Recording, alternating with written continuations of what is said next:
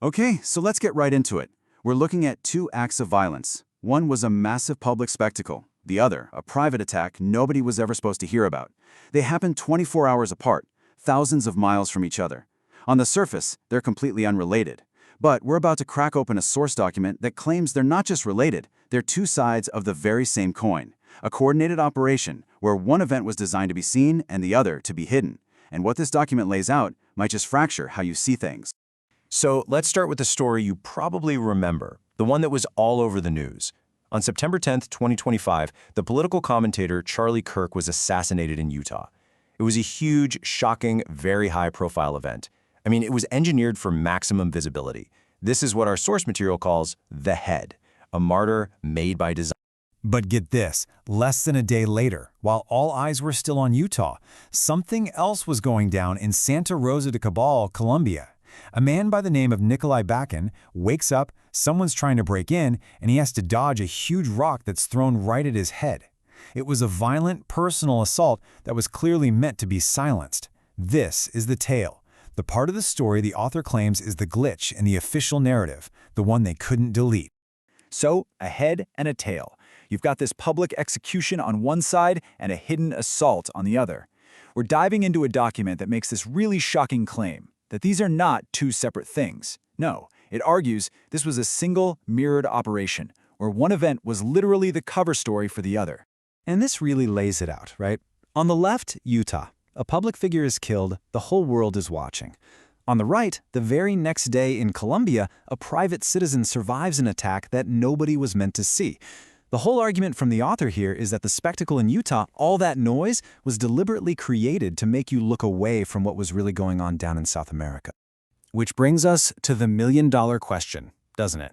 What in the world could possibly connect a public murder in Utah to some private attack in Colombia? Well, according to this source material, the answer is complicated. It involves prophetic signs, a person who acted as a kind of human bridge, and a pattern that was supposedly set in motion years before any of this happened.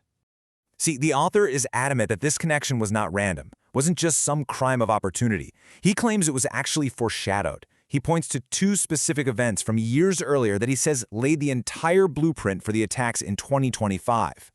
And you're not going to believe where this story supposedly begins. Jeffrey Epstein's island back in 2014. So according to this Facebook post from Bakken, at the time, he's in a sailing race when the boom of his boat swings around and smacks him right in the head, hard enough to send him to the hospital. The very next day, the race course has him sailing circles around Epstein's island, what he now calls a Jericho circuit, a trauma to the head right next to that place. And this brings us to a number that is absolutely crucial to this entire document: 1,260. 1,260 days. Now, this number comes from the prophetic books of Daniel and Revelation, and within the author's framework, it's treated like a key, a sacred time frame that unlocks hidden patterns and signifies a period of major trial or testimony.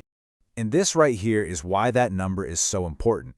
Check this out. If you count the days from his head injury near Epstein's island to the day Hurricane Irma comes through and literally rips the golden dome off of Epstein's weird temple building, it is exactly 1,260 days. To the day.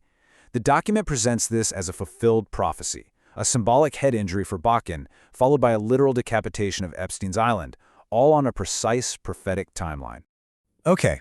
So with that prophetic background set up, the document brings in a new character, a key figure who it alleges became a living, breathing, human bridge connecting what would happen in Utah to what would happen in Colombia.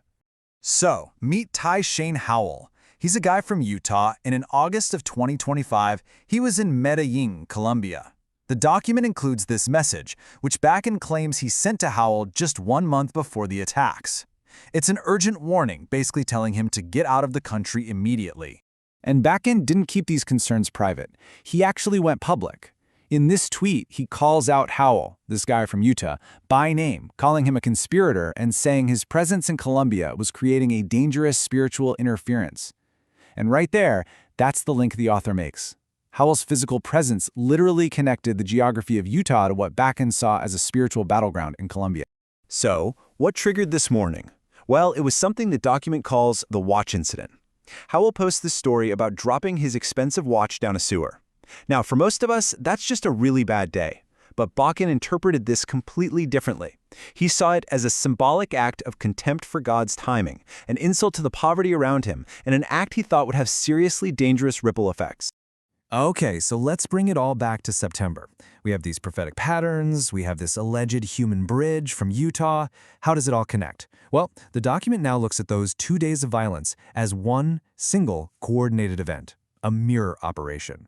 The very afternoon Charlie Kirk is killed, Bakken's reaction is, well, it's immediate and it's pretty provocative. According to his own account and the police report, he takes a portable speaker out into the street and starts publicly declaring that the exact same spirit of murder that got Kirk was now coming after him. He even tells the police who show up, "Just wait, the people plotting against me are about to expose themselves." And then, the very next morning, it happens.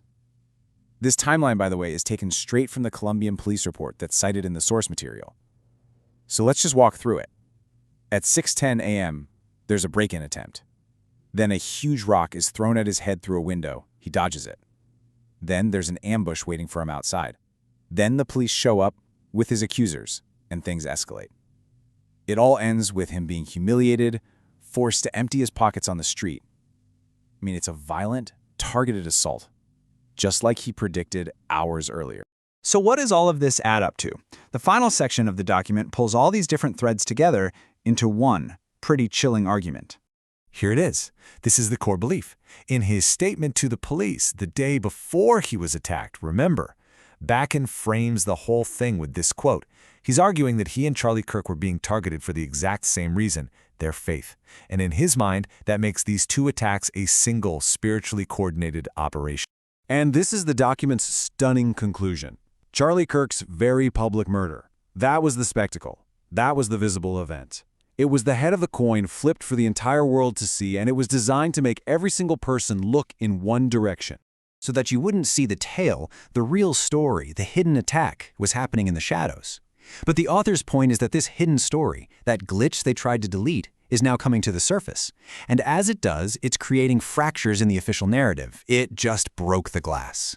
And that leaves us with the final, provocative question posed by the source material. A coin has two sides. They showed you the head to make you look away, but the tail is still wagging, and it just broke the glass. So you have to ask, if this is the story they tried so hard to hide, what else is waiting for us behind the looking glass?